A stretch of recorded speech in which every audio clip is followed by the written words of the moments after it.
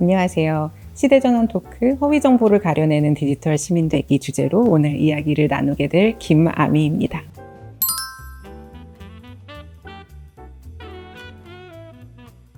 저는 디지털 미디어 리터러시를 연구하고 있는 독립연구자이고요.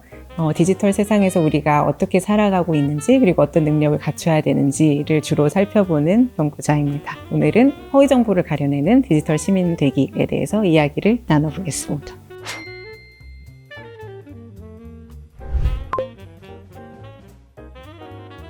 허위 정보, 가짜 뉴스 이런 말 많이 들어보셨죠? 관심 많이 가지고 계실 것 같은데요. 사실은 우리가 디지털 환경에서 정보를 되게 많이 접하게 되잖아요. 허위 정보가 특히 조금 더 문제인 이유는 진실에 비해서 확산 속도가 엄청나게 빠르다는 것입니다. 이런 연구 결과가 있어요. 진실이 1000명한테 도달할 그 시간 동안에 허위 정보는 10만 명한테 도달한다. 이런 이야기가 있을 정도로 상당히 빠른 속도로 허위 정보는 우리에게 오게 되고요. 그리고 허위 정보의 특성상 감정을 조금 자극하는 부분이 있습니다. 그래서 이거는 되게 새로운 정보라 내가 많은 사람한테 빠르게 확산해야 되겠어 라는 생각을 가지게 하면서 빠르게 우리 사회에 영향을 미치는 부분이 있는 것 같아요. 그래서 이 허위 정보를 우리가 만났을 때 어떻게 해야 되지? 그리고 어떤 식으로 이걸 알아볼 수 있지? 같은 것들을 아는 게 좀 중요한 상황이라고 볼 수가 있습니다. 제가 지금 허위 정보라고 계속 말씀을 드리고 있는데 이 용어 자체가 좀 익숙하지 않으실 수도 있을 것 같아요. 저희는 이제 가짜 뉴스라는 표현으로 많이 쓰곤 하는데요. 그거를 학자들은 좀 엄밀하게 허위 정보다라고 표현을 하고 있습니다. 허위 정보에는 크게 두 가지가 있는데 하나는 오정보입니다. misinformation이라고 하는 오정보인데요. 그 오정보는 생산자가 가짜를 말할 의도가 없어요. 근데 잘못 말한 겁니다. 그래서 오류가 있는 정보, 내가 정정보도 같은 걸로 바로 잡을 수 있는 오정보가 있고요. 이 오정보는 사실은 정정도 되고 그리고 좀 알아보면 이게 아니라는 걸 알 수 있기 때문에 큰 문제는 없다라고들 이야기하는데 제일 문제가 많은 부분은 허위 정보입니다. 허위 정보는 내가 생산자가 이걸 사람을 속여야지 하는 의도를 가지고 그 의도에 따라서 정보를 조작을 하고 그리고 이 정보를 통해서 정치적 혹은 경제적 이익을 추구하는 정보라고 볼 수가 있습니다. 그래서 그렇기 때문에 우리가 이 허위 정보를 잘 알아보고 확산시키지 않는 것이 좀 중요한 것 같아요. 이 허위 정보가 사회에 좀 퍼지다 보면 우리가 사회 신뢰도가 조금 낮아지는 부분들이 있고요. 그리고 그것에 대해서 난 이제 믿을 수 있는 정보가 없는 것 같아 라는 그런 냉소주의에 빠지게 되는 그런 문제도 있습니다. 그렇기 때문에 우리가 디지털 시민이라고 할 때 적극적으로 허위 정보를 분별하고 허위 정보라고 판단되는 것은 확산하지 않고 이런 게 중요하다고 이야기를 합니다. 우리가 허위 정보 혹은 가짜 뉴스라고 할 때 뉴스의 형태를 띤 허위 정보들이 있습니다. 그래서 그것을 어떻게 분별할 수 있을까를 생각을 해보면 이 플라라고 해서 국제도서관 연맹이 있어요. 이제 국제도서관 연맹에서 이런 것들은 꼭 확인해 보세요라는 이제 8가지 키워드를 주고 있습니다.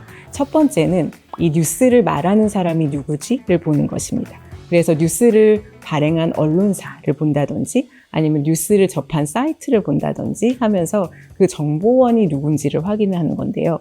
누군지 확인하는 거에서 끝나지 않고 이 기관을 내가 믿을 수 있는가 같은 것을 보려면 등록된 주소가 있는가 같은 걸 보는 것도 되게 유효해요. 두 번째는 본문을 꼭 읽어봐라 라고 이야기를 합니다. 이 부분은 저도 좀 많이 주의를 하는 편인데요. 사실은 저희가 디지털에서 뉴스를 볼 때 되게 바쁘게 보게 되잖아요. 그래서 헤드라인만 보고 이런 일이 있대 하고 넘어갈 때가 있습니다. 근데 사실 헤드라인과 본문의 내용이 조금 다를 수 있다는 게 가짜 뉴스의 아주 큰 특성입니다. 그렇기 때문에 헤드라인을 읽고 이런 일이 있었네 라고 생각하는 거에서 끝내지 않고 본문도 읽어보고 헤드라인과 내용을 비교해 보면서 이게 진짜인지 아닌지를 분별하는 게 중요하다라고 이야기를 합니다. 세 번째는 실존 인물인가를 찾아보는 것도 되게 중요한 전략입니다. 가짜 뉴스의 많은 부분들은 실존하지 않은 전문가가 마치 있는 것처럼 전문가 누구누구가 이렇게 말했습니다 라고 인용하기도 해요. 그렇기 때문에 그 정보원을 찾아보는 것도 중요하고요.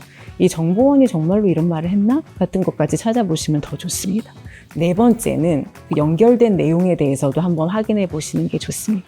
5번째는 최신성을 확인하라고 말을 합니다. 사실 뉴스는 요즘에 일어나는 일들을 다루고 있잖아요. 그런데 요즘에 일어나는 일을 다루면서 이미지나 사진 같은 것은 예전 거를 가져다 쓰는 경우가 있습니다. 이것도 가짜뉴스라고 볼 수가 있는데요. 이미지, 그리고 정보, 그리고 내가 접하고 있는 뉴스 자체가 지금의 시대에 대한 것인가를 확인해 보실 필요가 있습니다. 그 다음에 국제뉴스 관련됐을 때 좀 확인해 볼 수 있는 부분인데 풍자성 뉴스인지 확인해 봐라 라고 이야기를 합니다. 특히 국제뉴스는 해외에서 어떤 언론사가 이렇게 말했어 라고 하면서 인용 보도를 할 때가 많은데 그 인용한 출처 자체가 패러디 사이트일 때도 있어요. 그래서 그런 패러디성 글이 아닌지 확인해라. 마지막에 2가지가 남아있는데 저는 제일 중요한 하나라고 생각을 합니다. 무엇이냐면 이 뉴스가 나의 선입견을 건드리진 않았는가를 확인하라고 합니다. 뉴스를 봤을 때 나의 선입견을 건드리고 딱 부합할 경우가 있어요. 그리고 조금 더 강화할 경우가 있습니다. 이렇게 감정을 건드리는 뉴스는 가짜뉴스가 아닐까라고 한번 확인해봐라 라고 이야기를 합니다. 마지막은 이제 사서나 전문가에게 확인해보라 라고 하는데요. 이게 아무래도 그 국제도서관연맹에서 발표하는 체크리스트다 보니까 전문가한테 확인해서 이게 맞는 정보입니까를 한번 확인하는 방법도 있습니다 라고 이야기를 하는 것 같아요. 이 플라의 체크리스트가 뉴스 형식을 가진 정보에 딱 맞는 체크리스트라면 사실 우리는 그 뉴스 형식을 가지지 않은 다른 다양한 디지털 정보도 많이 접하게 되잖아요. 그래서 수평적 읽기라는 2번째 전략을 하나를 소개해드리고 싶습니다. 수평적 읽기라고 하면은 좀 잘 안 와닿을 수도 있을 것 같아요. 그런데 그 브라우저를 한번 떠올려 보시면 됩니다. 브라우저에서 우리가 어떤 사이트나 정보를 봤을 때 그 안에서 멈추지 말고 하나 탭을 더 열어서 그 안에서 내가 궁금했던 점을 다시 검색해서 봐라 라고 하는 게 수평적 읽기입니다. 그래서 만약에 어떤 정보를 봤는데 누가 말한 건지 조금 미심쩍다 라고 하면 그 사람을 다른 탭을 열어서 검색을 해본다든지 이런 식으로 하나의 텍스트 안에서 멈추지 말고 여러 개를 열어서 비교해보면서 읽어라 라고 말하는 게 수평적 읽기입니다. 사실 이 수평적 읽기 전략은 디지털 정보를 접하면서 저희가 많이 쓰는 전략이기도 해요. 3번째 전략은 지금 디지털 환경에 되게 적합한 전략이라고 볼 수가 있어요. 시프트 전략이라고 말을 하는데요. 시프트라는 그 단어 자체가 채로 걸러내다 라는 뜻을 가지고 있거든요. 그런 것처럼 우리가 디지털 정보를 접할 때 채로 걸러내듯이 뭔가 좀 걸러내면서 봐라 라는 뜻을 가지고 있습니다. 시프트에서 S는 스탑을 의미합니다. 그래서 내가 어떤 정보를 보거나 어떤 웹사이트를 봤을 때 그걸 바로 믿기보다는 한번 멈추고 이게 어떤 건지 확인해봐라. 그리고 웹사이트를 확인해라로 끝내는 게 아니고 정보를 찾아보실 때 되게 자극적인 정보로 계속 정보가 흘러갈 때가 있어요. 추천 알고리즘으로 인해서. 그럴 때도 잠깐 멈추고 다시 생각해봐라 라고 하는 스탑이 1번째 단계로 들어갑니다. I는 정보원을 조사해라 라고 합니다. 공통적으로 계속 나오고 있는 전략 중에 하나예요. 누가 말하고 있는지, 그리고 이 사람은 누군지, 믿을만한지, 그리고 어디서 이걸 근거로 가져왔는지 정보원을 조사하고 비교해봐라 라고 이야기를 하고 있고요. F는 조금 흥미롭습니다. 다른 소스를 찾아봐라 라는 뜻인데요. 어떤 뉴스나 정보를 봤을 때 여러분들께서 좀 믿고 있는 정보원이 있으실 것 같아요. 이 사이트에 가면 난 믿을 만한 정보를 찾을 수 있어 라는 게 있다면 그 사이트에선 뭐라고 말하고 있지? 라고 비교해서 보라고 이야기를 합니다. 믿을 만한 정보원을 찾아서 한번 비교해봐라.가 F고요. T는 원 출처들을 다 추적해라, 트레이스해라 라고 해서 T가 들어가는데요. 원 출처는 상당히 많아요. 여러분들께서 접하는 디지털 정보를 생각해 보시면 그 안에 영상이 들어가 있는 경우도 있고 누군가를 인용한 경우도 있고 누군가의 주장이 들어와 있는 경우도 있고 이미지가 있는 경우도 있죠. 이런 것들의 원출처를 다 찾아보면서 이게 맞는 정보인지 아닌지를 보라라고 이야기를 합니다. 제가 계속 말씀드리는 것처럼 이 매 과정을 매 정보에 따라서 하는 거는 쉽지는 않을 것 같아요. 그런데 내가 접하는 정보 하나나 2개 정도를 이렇게 전략에 따라서 한번 분석을 해보시면 이렇게 내가 정보를 볼 수 있구나, 이런 태도를 가지는 것이 중요하겠구나를 아실 수가 있습니다. 네, 이렇게 디지털 미디어 리터러시를 키우는 게 중요한 환경에 저희가 살고 있는데요. 디지털 미디어 리터러시 능력을 갖춘 사람이 정보를 볼 때 어떤 질문을 던져야 되는가, 보편적인 질문들을 말씀을 드리면 그 대상이 누군가에 따라서 되게 다른 초점을 가지고 말을 하게 됩니다. 그래서 누가 누구를 위해서 만든 것인가? 한번 질문을 던져봐라 라고 이야기를 하고요. 두 번째는 이 컨텐츠 안에서 누구의 목소리가 들리고 누구의 목소리가 들리지 않는가를 보는 것도 좋다라고 얘기를 합니다. 특히 사회적인 이슈에 대해서 다루고 있는 컨텐츠 같은 경우에는 목소리가 안 들리는 사람들이 있을 경우에 좀 편협한 시선이 아닐까라는 걸 생각할 수 있다라고 얘기를 하죠. 그리고 세 번째는 이걸 통해서 어떻게 이윤을 창출하지? 어떤 사회적이고 경제적인 맥락에서 유통되고 있는 컨텐츠인가를 보라고 합니다. 그래서 이 경제적인 이윤을 추구하는 방식 혹은 목적 같은 것을 알고 보면 분별하기가 더 쉽다라고 이야기를 하고요. 지금의 미디어 환경에서 우리가 또 하나 중요하게 봐야 될 것은 이 정보가 나에게 어떻게 도달했지? 내가 주도적으로 찾은 정보인가? 아니면 알고리즘이 나에게 추천해준 정보인가? 같은 내가 어떻게 이 정보를 알게 됐지까지 생각하면 훨씬 더 주도적으로 비판적으로 정보를 볼 수 있다 라고 이야기를 하고 있습니다.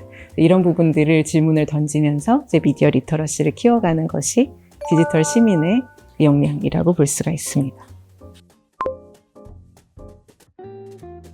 기자들이 작성한 기사 같은 경우에는 굉장히 전문성이 있다라고 생각을 하면서 사람들이 그 기사를 보잖아요. 근데 이런 경우에도 혹시 말씀해 주신 그런 체크리스트를 보면서 판단을 하는 게 좋은 건지 궁금합니다.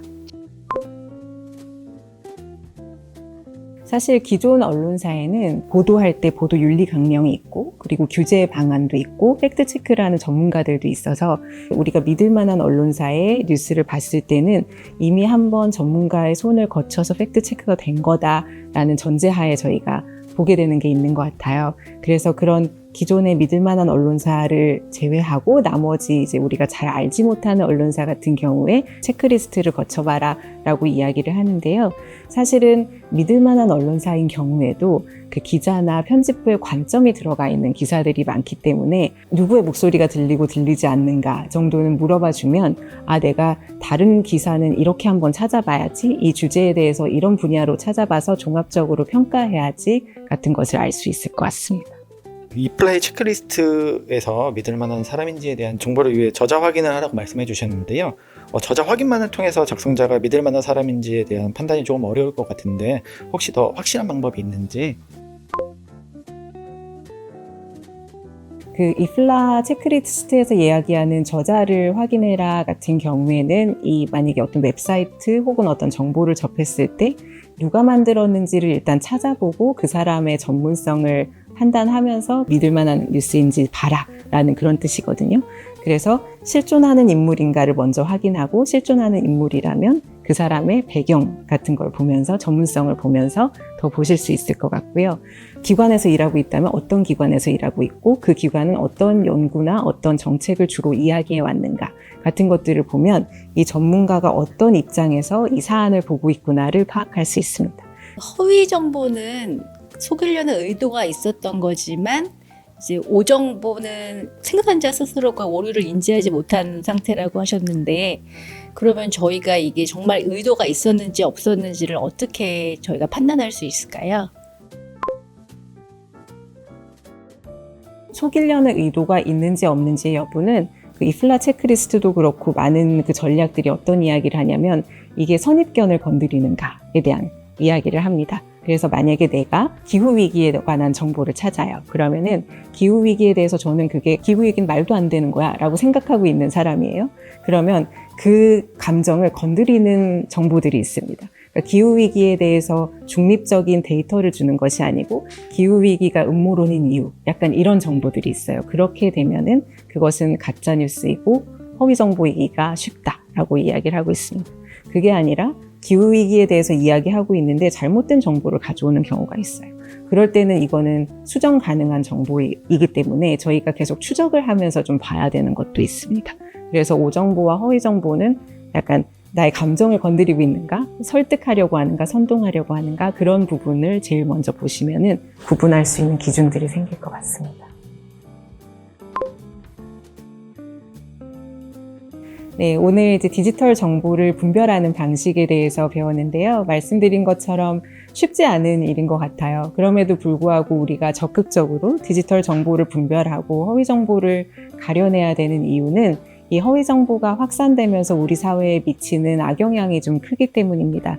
그래서 어떤 정보를 접했을 때에 이 정보가 믿을 만한 정보인가? 혹시 내 공동체에 나쁜 영향을 주지는 않을까? 같은 것들을 생각하면서 확산시키고 공유하는 것이 이제 디지털 시민이 갖춰야 될 태도라고 생각을 합니다.